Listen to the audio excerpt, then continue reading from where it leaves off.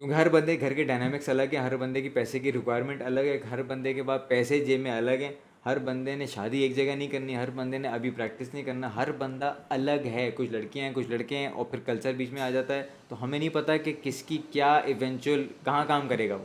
تو میں آپ کو بتانا چاہ رہا ہوں کہ ہر بندے, کیونکہ لائف الگ ہے تو ہر بندے کا کیریئر پاتھ وے بھی الگ ہے. یہ نہیں ہونا چاہیے کہ جب گریجویٹ کریں تو ہم ان کو ایک ہی تصویر دکھا دیں کہ بھائی FCPS اور ڈائی, بس یہ 2 آپشن ہے آپ کے پاس, یہ ان میں سے کوئی ایک آپشن کر لیں ورنہ آپ گئے.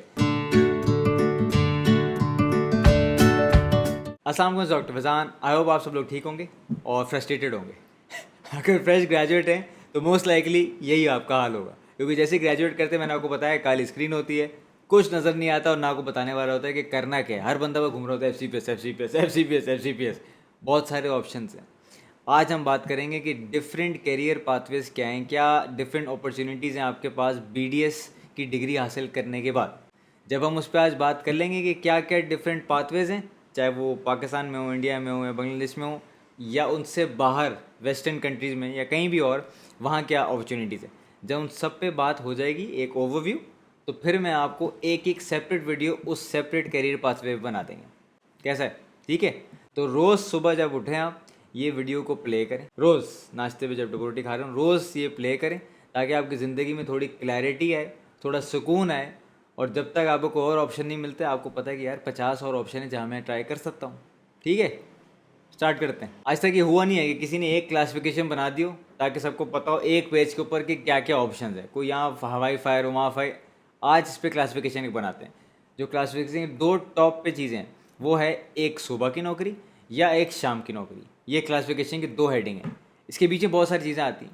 اگر آپ نے صبح کی نوکری کرنی ہے تو آپ کے پاس اس میں 2-3 آپشنس ہیں. ایک آپشن ہے کہ آپ نے ٹیچنگ ہاسپٹلز جو ہیں, جیسے کوئی جہاں سے آپ نے گریجویٹ کیا فار ایگزامپل, وہاں پڑھانا چاہتے ہیں یا کسی اور اس میں پڑھانا چاہتے ہیں, تو ادھر اگر آپ نے پریکٹس کرنا ہے تو وہاں کام کرتی ہے آپ کی پوسٹ گریجویشن آپ کو کرنی پڑتی ہے. فار ایگزامپل آپ FCPS کر سکتے ہیں, آپ MDS کر سکتے ہیں, آپ MSc کر سکتے ہیں, آپ MPhil کر سکتے ہیں, آپ یہ سب ڈگریاں کر سکتے ہیں, تاکہ آپ پہلے آپ لیکچرار بنیں, پھر اس کے بعد آپ رجسٹرار بنے, پھر سینئر رجسٹرار بنے, اس کے بعد اسسٹنٹ پروفیسر, ایسوسیٹ پروفیسر. یہ ایک پاتھ وے ہے. ٹھیک ہے. اس پاتھ وے کو ٹیچنگ پاتھ وے جو ہے صبح, اس کو آپ کو جانے کے لیے آپ کو پوسٹ گریجویشن کی ڈگری چاہیے, اس میں تو کوئی شک نہیں, ورنہ آپ لیکچرر ہی رہ جائیں گے. تو یہ 4-5 آپشن ہیں جس میں آپ پوسٹ گریجویشن کر سکتے ہیں اور پھر آپ پڑھا سکتے ہیں, اس میں پروگریس کر سکتے ہیں. دوسرا مارننگ کا جو آپشن ہے وہ یہ ہے کہ آپ آرم فورسز میں جا سکتے ہیں. آرم فورسز میں جا سکتے ہیں تو پھر آپ فلائٹ لیفٹیننٹ بن جائیں گے. اگر آپ ایئر فورس میں, آپ کیپٹن یا وہ بن جائیں گے. اگر آپ آرمی میں, یا آپ نیوی میں چلے جائیں گے. ان کی انڈکشنز ہوتی ہیں ہر سال لوگوں کو لیتے ہیں, انٹرویو کرتے ہیں, پھر ان کی ٹریننگ ہوتی ہے کچھ مہینے کی ان کی اپنی سائٹ پہ. جب وہ ٹرین کر دیتے ہیں آپ کو ایک فوجی بنا دیتے ہیں, تب آپ فوجی تو ہیں لیکن آپ کیونکہ ڈینٹسٹ ہیں یا آپ ڈاکٹر ہیں تو آپ کو وہاں پہ پوسٹنگ ہوگی ان کی ملٹری انسٹالیشنس پہ یا ان کے ہسپتالس پہ, اور پھر آپ وہاں پہ صبح کام کر سکتے ہیں.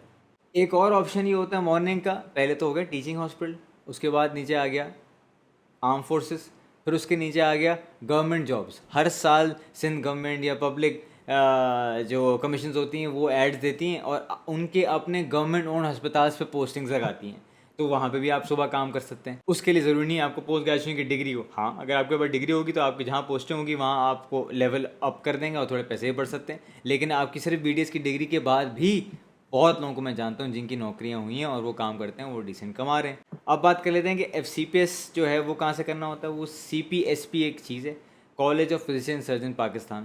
وہ ایک باڈی ہے جو فیلوشپس دیتی ہے, جو کہ ممبرشپس دیتی ہے. ممبرشپ کو MCPS کہتے ہیں, فیلوشپ کو FCPS کہتے ہیں.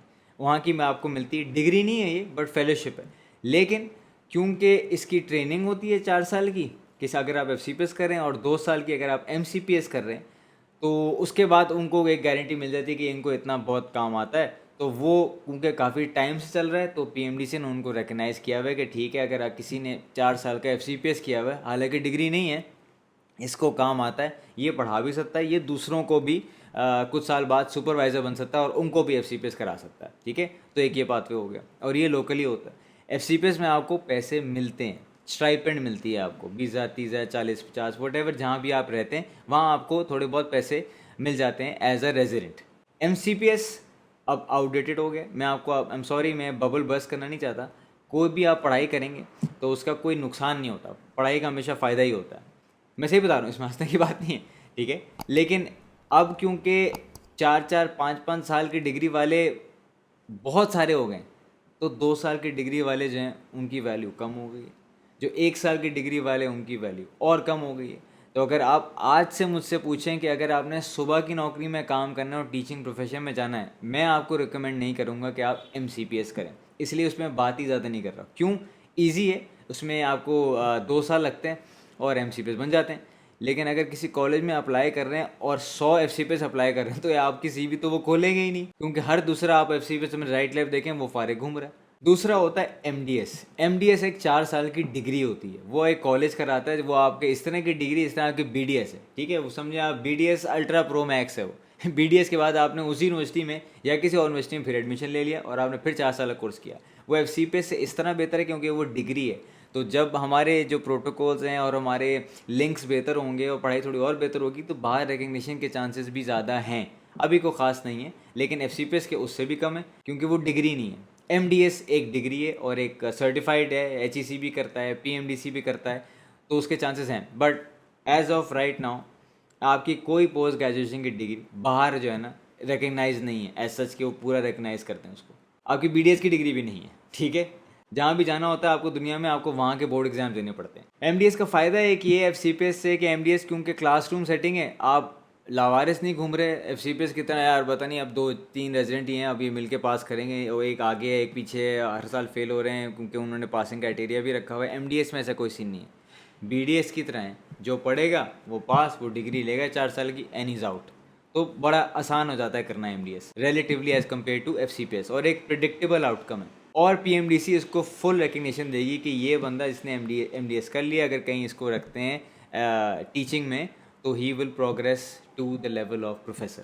اچھا, FCPS کا مسئلہ یہ ہے کہ FCPS ہر بندہ کرنا چاہتا ہے کیونکہ ایک یہ ابھی تک یہی ہے پاکستان میں کہ گولڈ اسٹینڈرڈ اس وقت FCPS ہے, کیونکہ چپ چاپ ریکگنائز کر لیتا ہے PMDC, اور جو کالجز افیلیٹیڈ ہیں وہ کام کراتے ہیں, اس سے ایگزام دیتے ہیں, آپ کلیئر کرتے ہیں اور آپ FCPS ہو جاتے ہیں. MDS کا یہ ہے کہ وہ ریکگنیشن اور نان ریکگنیشن کا ہی چلتا رہتا ہے, کیونکہ ہر کالج جو ہے وہ MDS کرانا چاہتا ہے کیونکہ اس میں پیسے ملتے ہیں.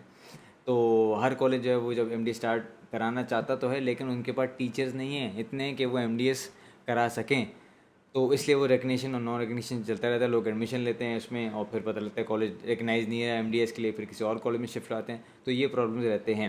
لیکن FCPS کا نقصان یہ ہے کہ کوئی گارنٹی نہیں ہے. آپ FCPS کا ایگزام دیتے ہیں, آپ FCPS کا ایگزام کلیئر کر لیتے ہیں بڑی مشکل سے 2 3 اٹیمپٹ کے بعد, پھر آپ لے کے جیب میں FCPS کا پارٹ 1 کا رزلٹ لے کے گھومتے رہتے ہیں, کیونکہ آپ کو انڈکشن ہی نہیں ہوتی, کیونکہ سیٹس ہی کم ہے ہر جگہ جہاں پہ ٹرینیز کو رکھنا ہے. تو پورے جتنے 1000 گریجویٹ نکلتے ہیں وہ سب جو ہیں جا کے آلموسٹ FCPS کا ایگزام دینا شروع کر دیتے ہیں, اور اوبیسلی رکھیں گے 10 15 20 لوگوں کو ٹوٹل, تھوڑا سا اور لوگوں کو رکھ لیں گے اینڈ دیٹس اٹ. تو باقی آپ کو زیادہ تر لوگوں سے یہی ملے گا ورڈ, فرسٹریٹ ہو رہے ہیں کہ جی نوکری نہیں مل رہی, وہ ریزیڈنسی نہیں مل رہی سر, 2 سال سے کر رہے ہیں, اب وہ ایکسپائر ہو گئے, 3 سال ہو گئے رزلٹ, اب میں پھر سے رزلٹ کے لیے اپلائی کروں گا. تو جو بھی FCPS کر رہا ہے یا کر چکا ہے, آپ کو سلام, کیونکہ آپ کو 2 ڈگریاں ملی, ایک FCPS ان سبجیکٹ اور ایک FCPS ان فرسٹریشن. ایک ہو گیا FCPS, ایک ہو گیا MDS. اب بات کر لیتے ہیں MSc کی. MSc آپ یہاں سے بھی کر سکتے ہیں, MSc آپ باہر سے بھی کر سکتے ہیں, MSc آپ نان کلینکل میں بھی کر سکتے ہیں, MSc آپ کلینکل میں بھی کر سکتے ہیں.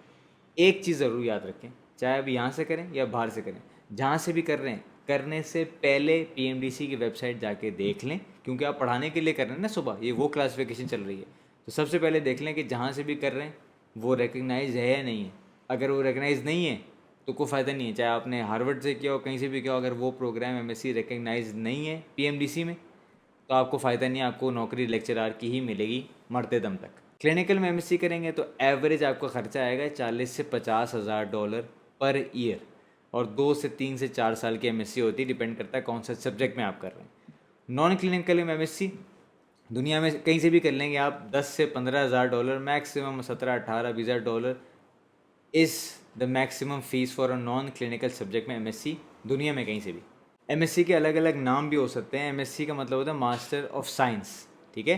MSc کلینکل اور نان کلینکل جیسے میں نے آپ کو بتایا وہ تو ہو سکتی ہے, لیکن اس کے الگ الگ نام اس طرح ہو سکتے ہیں کہ اگر وہ کلینکل ہے تو کافی دفعہ جس طرح UK اس میں اس کا نام ہوتا ہے M Clin Dent, کہ مطلب ماسٹرز ان کلینکل ڈینٹسٹری, تاکہ لوگوں کو پتہ لگے یار اس نے کلینکل اس میں کام کیا.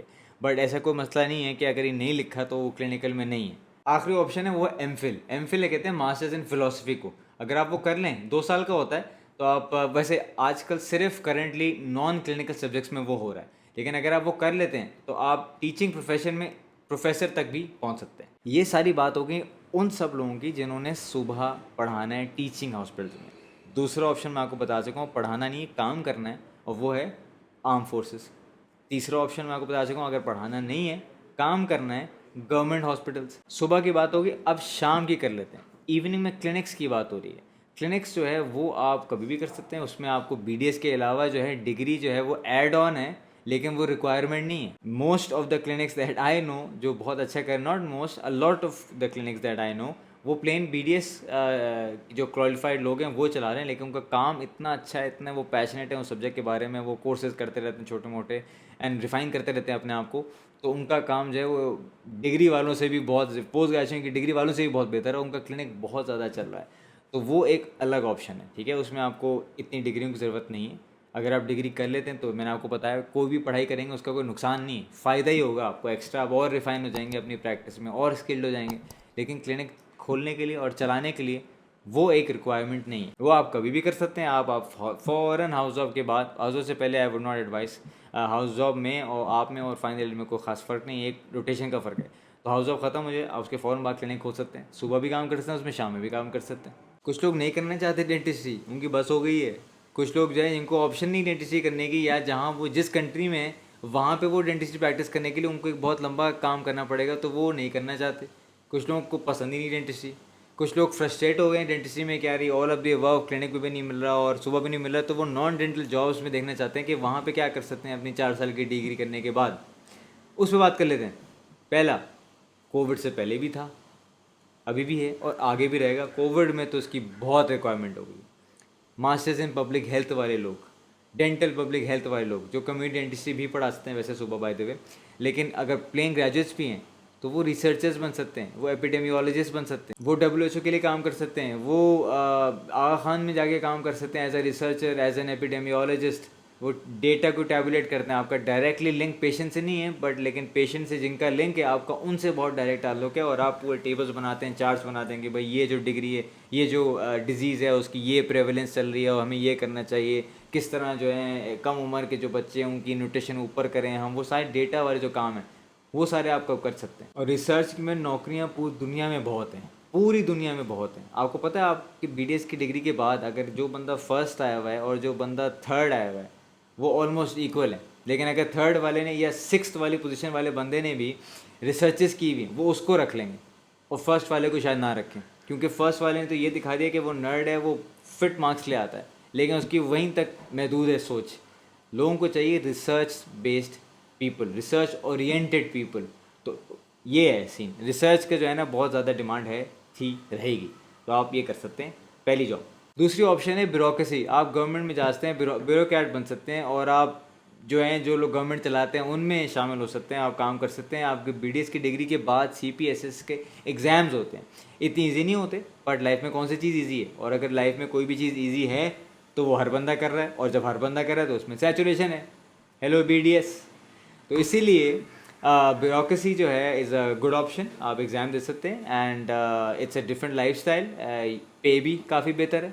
تو وہ ایک آپ کے پاس دوسری آپشن ہے.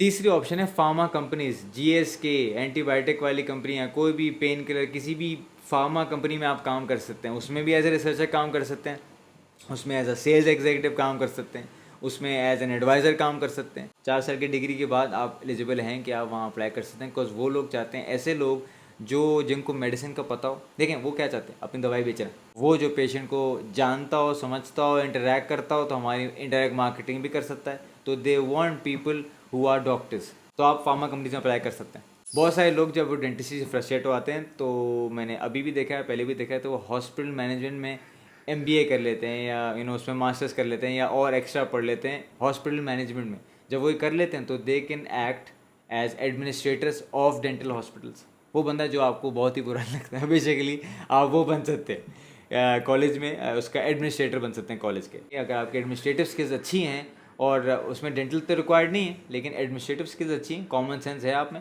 تو آپ کو رکھ لیں گے. اگر آپ نے اس میں ایم بی اے کر لی ہے ان ہاسپٹل یا ہیلتھ کیئر مینجمنٹ, تو آپ کے اور بھی چانسز ہے کہ آپ کو رکھ لیں گے. ہاسپٹل بھی یہ لوگ چاہتے ہیں کہ وہ لوگ جن کو پیشنٹ کے سائڈ آف ویو بھی پتہ ہو اور نمبرز گیم بھی پتہ ہو, is what we want as an administrator. ایسا کیونکہ آپ نے پوسٹ گریجویشن کی ہوئی ہے ہیلتھ کیئر مینجمنٹ میں, چاہے وہ ایم بی اے ہو یا ایم ایس سی ہو, کچھ بھی ہو, اگر وہ ریکگنائزڈ ہے تو آپ ایلیجیبل ہیں سارے پبلک ہیلتھ آرگنائزیشنز میں, سارے پبلک ہیلتھ ہاسپٹلز میں, ساری پبلک ہیلتھ فورمز میں اپلائی کرنے کے لیے ایلیجیبل بھی ہیں, اور آپ کا رینک بھی زیادہ آگے ہوگا. جیسے بھی آپ کو میں نے اوپر ساری بتائی نا, آپ WHO کے ساتھ کام کر سکتے ہیں, آپ ایپیڈیمیولوجسٹ ریسرچر بن سکتے ہیں, آپ ہاسپٹل ایڈمنسٹریٹر بن سکتے ہیں, آپ ہیلتھ کوالٹی آفیسر بن سکتے ہیں, اور اس کے علاوہ جو لوگ پھر ایم ایس سی یا پوسٹ گریجویشن کر رہے ہیں آپ کے بعد, پھر آپ ٹیچنگ پروفیشن میں بھی آ کے آپ ان کے ٹیچر بن سکتے ہیں. یہ بھی آپشن ہے آپ کے پاس اویلیبل. صبح کی نوکری ہوگی, شام کی نوکری ہوگی, نان ڈینٹل جابس کی آپ کو میں تھوڑی بہت بات بتا دی. اب آپ نے کہا کہ میں نے یہاں رہنا ہی نہیں ہے, میں نے یہاں رہنا ہی نہیں ہے, جس بھی کنٹری میں آپ ہیں سب کانٹیننٹ کی, میں نے یہاں نہیں رہنا, میں جا رہا ہوں باہر, کیونکہ باہر بہتر پہ ہے. اس میں کوئی شک نہیں ہے کہ وہاں اسٹارٹنگ سیلری بہتر ہے یہاں سے, کیونکہ وہاں سسٹم ڈیسائیڈ کرتا ہے, اسٹیٹ ڈیسائیڈ کرتی ہے کہ کیا سیلری منیمم ڈینٹسٹ پہ ہائر کر سکتے ہیں. یہاں نہیں ہے, یہاں آپ جتنے میں بھی رکھ لیں اس کو, کچھ بھی کروا لیں اس سے, تو آپ کہتے ہیں نہیں میں باہر جا رہا ہوں. یا آپ فرسٹریٹڈ نہیں ہیں لیکن آپ کی شادی ہو گئی, تو آپ کہیں ٹھیک ہے میں وہاں جا کے پریکٹس کر لوں گی, لیکن وہاں پریکٹس آپ کر نہیں سکتی, کیونکہ جہاں بھی آپ جائیں گی وہاں کے کچھ طریقے ہیں وہ پہلے آپ کو پورے کرنے پڑیں گے, پھر آپ کو الاؤ کریں گے وہ پریکٹس کرنے کی. تو چار جو ٹاپ کنٹریز ہیں جہاں لوگ جاتے ہیں, چاہے وہ موو ہو جائے ان کی فیملی کسی وجہ سے, یا ان کی شادی ہو جائے, یا انہوں نے پریکٹس یہاں کرنا ہی نہیں ہے. یو کے میں یہ ہے کہ آپ نے اگر یو کے میں پریکٹس کرنا ہے تو آپ کو ان کا ایگزام کلیئر کرنا پڑے گا. بورڈ ایگزام سے کہتے ہیں ORE, 2 پارٹ کا ایگزام ہوتا ہے, پارٹ 1 پارٹ 2. اگر آپ وہ کلیئر کر لیں آپ کا لائسنس مل جائے گا آپ کو, اور آپ پریکٹس کر سکتے ہیں یو کے میں ایز اے ڈینٹسٹ. دوسرا USA, اس میں کیا ہے کہ آپ کے پاس جنرلی یہ ہے کہ امریکہ جو ہے وہ دنیا کی کسی بھی کنٹری کا BDS, آپ کی نہیں کسی بھی کنٹری کا BDS نہیں مانتا. وہ کہتا ہے اگر آپ نے ہمارے پاس پریکٹس کرنا ہے ایز این امریکن ڈینٹسٹ تو آپ کو پہلے امریکن ڈینٹسٹ بننا پڑے گا. اس کا مطلب یہ ہے کہ آپ کو اپنا BDS ریپیٹ کرنا پڑے گا کسی ہمارے ڈینٹل کالج میں. اس کو ریپیٹ کرنے کو کہتے ہیں ایڈوانس اسٹینڈنگ پروگرام, ٹھیک ہے, تو انٹرنیشنل ڈینٹسٹ پروگرام. تو اس میں آپ کو یا تو سیکنڈ ایئر میں ڈال دیں گے, یا تھرڈ ایئر میں ڈال دیں گے, یا آپ کو فرسٹ ایئر میں ڈال دیں گے, ڈیپینڈ کرتا ہے کون سی یونیورسٹی میں آپ اپلائی کر رہے ہیں. تو آپ کو BDS ریپیٹ کرنا پڑے گا تاکہ آپ پھر ان لوگوں کے ساتھ گریجویٹ کریں جو وہاں پہ پڑھ رہے ہیں لوگ, اور پھر آپ کو لائسنس ایگزام دینا پڑے گا, اور پھر آپ پریکٹس کر سکتے ہیں اسینشلی BDS ریپیٹ کرنے کے بعد. کچھ آپشنز آتے ہیں امریکہ میں, وہ میں بعد میں بات کروں گا, جس میں بغیر آپ کو ریپیٹ کیے بھی آپ اس اسٹیٹ میں یا 1-2 اسٹیٹس میں کام کر سکتے ہیں بغیر پھر سے BDS ریپیٹ کیے, لیکن وہ ایک سیپریٹ ٹاپک ہے. آسٹریلیا میں بھی یہی ہے اور کینیڈا میں بھی یہی ہے. اگر آپ نے پریکٹس کرنا ہے ان کے یہاں تو آپ کو ان کا بورڈ ایگزام پہلے کلیئر کرنا پڑے گا. ان کے اندر بھی آپشنز آتے ہیں کہ اگر آپ وہ کچھ الگ ہیں کہ اگر آپ نے یہ پروگرام کر لیا تو آپ یہاں پریکٹس کر سکتے ہیں, اگر آپ نے یہ پروگرام کر لیا تو آپ وہاں پریکٹس کرتے ہیں. بائی اینڈ لارج یوزلی یہی ہے کہ اگر آپ نے وہاں پریکٹس کرنا ہے تو آپ کو ان کا بورڈ ایگزام کلیئر کرنا پڑے گا, جو کہ فائن ہے, جو کہ فیئر ہے, بیکاز آپ کو پتہ ہے آپ پاس کیسے ہوئے ہیں بھی. ایک اور آپشن میں بتا دوں کہ جب آپ ان کنٹریز میں اپلائی کر رہے ہوتے ہیں تھوڑا ٹائم لگتا ہے, کیونکہ ایگزام تو آپ کلیئر کر لیتے ہیں کچھ نہ کچھ کر کے, لیکن پھر وہاں پہ بھی سیٹس کم ہوتی ہیں جہاں اپلائی کر رہے ہیں, تو پھر وہ بھی پوری دنیا میں لوگ اپلائی کر رہے ہوتے ہیں, صرف پاکستان سے یا انڈیا سے تھوڑی کر رہے ہیں اپلائی. تو جب پوری دنیا سے اپلائی کر رہے ہیں تو چانسز تھوڑے بہت کم ہونے شروع ہو جاتے ہیں آپ کے. لیکن جب تک آپ کا ایڈمیشن نہیں ہوتا کہیں ایڈمیشن, تو آپ ایز اے ڈینٹل ہائیجینسٹ کام کر سکتے ہیں. یہ پلیز دماغ سے ہٹا دیں تھوڑا ایگو ایشو اور تھوڑا شرم کا ایشو, کہ یار نہیں اب میں مرتے دم تک کام کروں گا تو صرف ایز اے ڈینٹسٹ کروں گا, ہائیجینسٹ کام نہیں کروں گا. آپ کی سوچ ہے, آپ کے جو یہاں ڈینٹسٹ کما رہے ہیں نا اس سے زیادہ وہاں پہ ہائیجینسٹ کما رہا ہے, اور آپ کو چھوٹا سا ایگزام دینا ہوتا ہے, وہ آپ کلیئر کریں اور آپ ایز اے ہائیجینسٹ کام کر سکتے ہیں. تو آپ کام کریں, اور کام کرتے ہیں لوگ جب تک وہ نہیں ہوتا, تاکہ آپ اپنی لائف اسٹائل کو سپورٹ کر سکتے ہیں, تاکہ آپ فارغ نہیں بیٹھے ہوئے سسٹم کے اندر ہیں, اور آپ سیکھ بھی رہے ہیں. کیا کہتے ہیں, سمجھیں آپ انٹرنشپ بھی ہو رہی ساتھ ساتھ, کیونکہ بڑے ڈینٹسٹ کے ساتھ آپ وہاں کھڑے ہوئے اور آپ ان کے پروٹوکول سیکھ رہے ہیں. تو پھر آپ جب ڈینٹسٹ بنیں گے تو آپ کے پاس دونوں چیزوں کی آپ کی فورٹے ہوگی. آپ کو یہ کام بھی آتا ہے جو آپ اس کنٹری میں سیکھ کے جا چکے ہیں, یہاں پہ بہت سارا کام, اور وہاں کا ریفائنڈ کام بھی آ گیا آپ کو, اور آپ کا ٹائم ضائع نہیں ہوا, آپ ڈینٹسٹری میں ہی تھے اور آپ کے پیسے بھی ملتے رہے. تو یہ سب کر سکتے ہیں, اور ساتھ میں ہائیجینسٹ بھی بن سکتے ہیں. اس میں کوئی شرم کی بات نہیں, ایک ڈفرینٹ نوکری ہے, بس گھر میں بیٹھنے سے تو بہتر ہی ہے نا. اب دیکھیں میں نے آپ کو تقریباً 51 آپشنز بتا دیے کہ آپ کی BDS کی ڈگری کے ساتھ آپ کیا کر سکتے ہیں. لیکن ایسا کیوں ہے کہ اگر آپ پاکستان میں رہتے ہیں تو ایک ہی چیز ہے, سب فرسٹریٹڈ نکلیں گے اور سب نے سر FCPS کا ایگزام سر وہ کلیئر نہیں ہو رہا, سر FCPS کا ایگزام کلیئر ہوتا ہے, سر نوکری نہیں مل رہی, سر نوکری تو مل گئی لیکن سر سورس نہیں مل رہی, سورس ملے گی تو سر وہ وہاں پہ ایڈمیشن ہو جائے گا کالج میں, تو وہ سر سورس مانگ رہے ہیں ورنہ نہیں ہوگا. بھائی 50 اور نوکریاں ہیں, پلیز خود بھی دیکھیں اس ویڈیو کو, اور جو کلینکس میں ہے وہ بھی دیکھیں, جو ایکیڈمکس میں ہے وہ بھی دیکھیں, اور جو پڑھا رہا ہے بچوں کو ان کو ہاؤس آف سے پہلے, ہاؤس آف میں اور ہاؤس آف جیسی ختم ان کو یہ ویڈیو پلیز ہر کالج ہر بیچ میں دکھا دے, تاکہ ان کا کم از کم ہورائزنز کھل جائیں کہ یار اچھا نہیں ابھی بہت سارے آپشن ہیں. اب میرے اوپر ہے as a student, as a fresh graduate, کہ میں سوچوں کہ میرے لیے کیا بیسٹ ہے, کیونکہ ہر بندے گھر کے ڈائنامکس الگ ہیں, ہر بندے کی پیسے کی ریکوائرمنٹ الگ ہے, ہر بندے کے بعد پیسے جیب میں الگ ہیں, ہر بندے نے شادی ایک جگہ نہیں کرنی, ہر بندے نے ابھی پریکٹس نہیں کرنا, ہر بندہ الگ ہے, کچھ لڑکیاں ہیں کچھ لڑکے ہیں, اور پھر کلچر بیچ میں آ جاتا ہے, تو ہمیں نہیں پتہ کہ کس کی کیا ایونچوئل کہاں کام کرے گا وہ. تو میں آپ کو بتانا چاہ رہا ہوں کہ ہر بندے, کیونکہ لائف الگ ہے تو ہر بندے کا کیریئر پاتھ وے بھی الگ ہے. یہ نہیں ہونا چاہیے کہ جب گریجویٹ کریں تو ہم ان کو ایک ہی تصویر دکھا دیں کہ بھائی FCPS اور ڈائی, بس یہ 2 آپشن ہیں آپ کے پاس, یہ ان میں سے کوئی ایک آپشن کر لیں ورنہ آپ گئے. Last but not the least, ایک اور بات میں بتا دوں پلیز, یہ بہت امپورٹنٹ ہے سمجھنا ہر فریش گریجویٹ کے لیے, یا ہر گریجویٹ جو کہ بیچارہ فرسٹریٹڈ گھوم رہا ہے, اس سب کے لیے یہ ہے کہ اگر آپ کالجز میں اپلائی کرتے ہیں نا ماسٹرس کے لیے کسی, تو وہ آپ سے یوزلی 2 سال کا ورک ایکسپیرینس مانگتے ہیں. پتہ کیوں مانگتے ہیں؟ وہ اس لیے مانگتے ہیں کیونکہ 1-2 سال آفٹر گریجویشن تھوڑا بہت آپ کام تو اور آ جاتا ہے, لیکن آپ کو یہ سمجھ آ جاتی ہے اتنا سارا 2 سال کام کر کے کہ کون سا سبجیکٹ آپ کو پسند ہے, کون سا سبجیکٹ آپ کو پسند کرتا ہے, اینڈ کون سے سبجیکٹ میں آپ کرنا چاہتے ہیں, کیونکہ آپ نے اتنا ٹائم گزار لیا ہے. تو اگر گریجویٹ کر دیں اس کے فوراً اگلے دن first day graduation, second day آپ MSc, یہ I think is very very فضول.